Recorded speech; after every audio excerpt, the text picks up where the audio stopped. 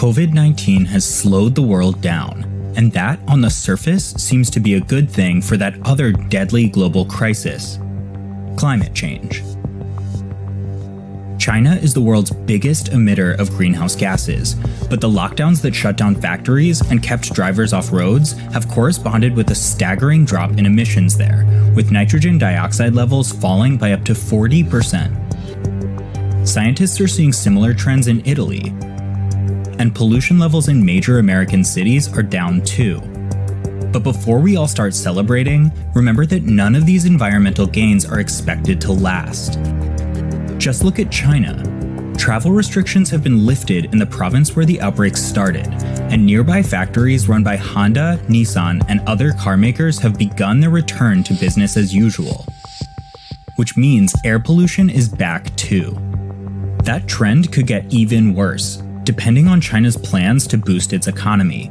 A report released by the NGO Global Energy Monitor found that in the first 3 weeks of March, China has approved plans for more coal-fired power capacity than in all of 2019.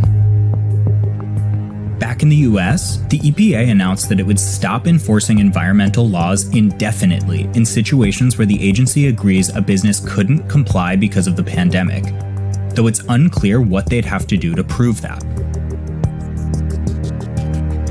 The agency took this unprecedented move after receiving a letter from the American Petroleum Institute requesting a suspension of regulations.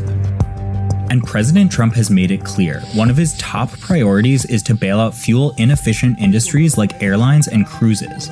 We want to protect our shipping industry, our cruise industry, cruise ships. We want to protect our airline industry, very important.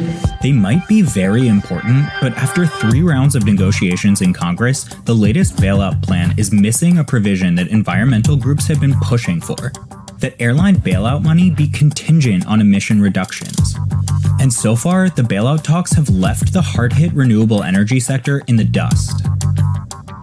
The virus is spreading at a time when solar and wind technicians are the 2 fastest-growing occupations in the US. But with installations down, global supply chains disrupted, and plants temporarily offline, the industry's growth is suddenly stalled. We talked to Tom Kiernan of the American Wind Energy Association, which is still lobbying Congress for an extension of tax credits. The wind industry has an extraordinary amount of wind farms under construction. A near record 44 gigawatts are under construction throughout the country.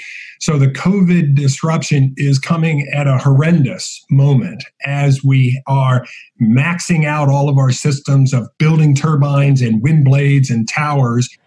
Hence why we're deeply concerned and looking to Congress to provide some of these policies. The industry will thrive in the long term. The question is how smoothly we can get to this point and how quickly we can get there by keeping the 115,000 employees that we have on the job so that as we come out of this, we can grow from there. We don't want to have the potential layoff of 35,000 folks. That'll set us back 6 months, a year, 2 years. We need to get through this crisis and get through, frankly, the huge public health challenge, but we can get through this challenge in a way that positions us to continue reducing the carbon intensity in our economy.